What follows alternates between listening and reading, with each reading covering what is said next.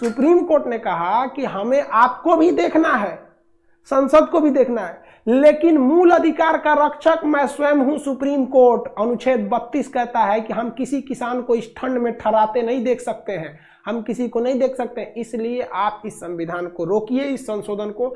हाँ, हम आपको एक मौका देते हैं कि जितने किसान इसमें विरोध कर रहे हैं उनके प्रतिनिधियों को आप शामिल कीजिए, और आपका जो कहना है कि कुछ किसान संगठन आपके साथ हैं, आप उन्हें भी शामिल कर लीजिए।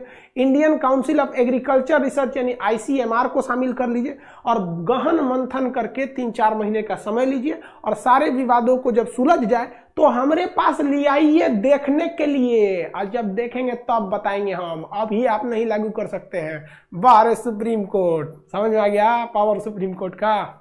यानी सुप्रीम कोर्ट के आगे कोई नहीं कूद सकता है। अब आपसे हम पूछते हैं, गोलकनाथ सही या केशवानंद सही? हाँ भाई, केशवानंद एकदम बेस्ट, केशवानंद सबसे बेहतरीन था। बहुत अच्छा भाई, केशवानंद बेहतरीन थे। चलिए, अब इस केशवानंद भारती ने जैसे संशोधन सुनाया, केशवानंद भारती मामले में ध्यान से समझिए। सरकार ने एक संशोधन किया, 39वां संशोधन 1975 में। 74 का मामला था, अगले साल 1975 में। और सरकार ने क्या कहा कि देखिए संसद ने क्या कह दिया, संसद ने एक प्रस्ताव पारित कर दिया संशोधन से।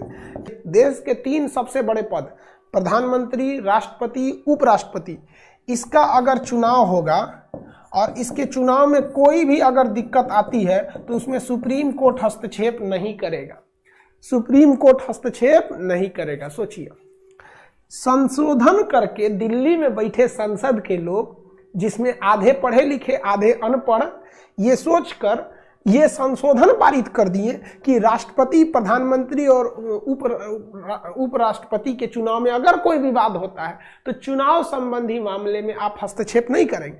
इसके चुनाव सही हुआ, गलत हुआ, ईवीएम हैक हुआ, धांधली हुआ, आचार से, इसमें आप कुछ नहीं कर सकते। तो सुप्रीम कोर्ट ने कहा, रे बकलवा, तू लोग अंगूठा छाप हो के इतना होशियार, हम हैं बुढ़ा गई लो जज के कुर्सी पे बैठे बैठे आदमी का शक्ल देख के बता देते हैं कि चोर है कि गुंडा। वो तो सबूत के अभाव में हमें छोड़ना पड़ता है, क्योंकि कानून अंधा होता है, जज अंधा नहीं होता है। मैंने तू लोग बोका समझ ले हमरा। वो 13 को जज मिलके केशवानंद में क्या फैसला सुनाया कि आप संशोधन कीजिए, लेकिन मूल ढांचा का ख्याल रखिए। आपका संशोधन बिल्कुल सही है, आप कुछ भी संशोधन कर सकते हैं, हम इस बात पर ऐतराज नहीं जताते हैं, लेकिन ऐतराज इस बात पर जताते हैं कि आप इस चुनाव में सुप्रीम कोर्ट को बाहर क्यों कर रहे हैं, जबकि संविधान का रक्षक, संविधान का व्याख्या करने वाला, उसका गार्जियन सुप्रीम कोर्ट को माना जाता है, और आप सुप्रीम कोर्ट को बाईपास कर रहे हैं, साइड कर रहे हैं। यानी आप मूल ढांचा के साथ खिलवाड़ कर रहे हैं।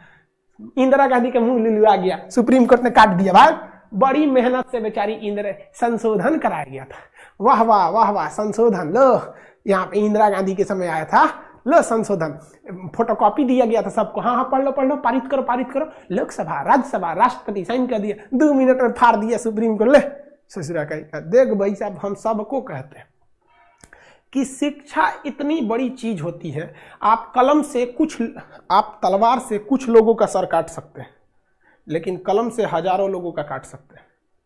समझ में आ गया कि नहीं? Power of pen is more than power of sword. कलम की ताकत हमेशा तलवार से ज्यादा रहेगी इस आधुनिक काल में।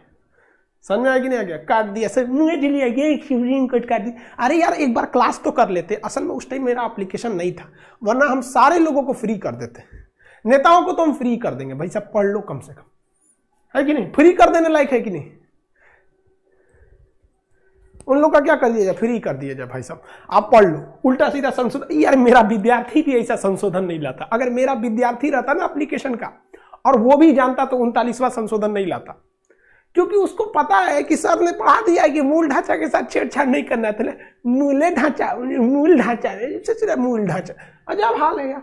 आप बताइए, आप में से मेरा इतना भी तो कमजोर कोई विद्यार्थी नहीं है जो केशवानंद पढ़ाने के बावजूद मूल ढांचा से खिलवाड़ करेगा।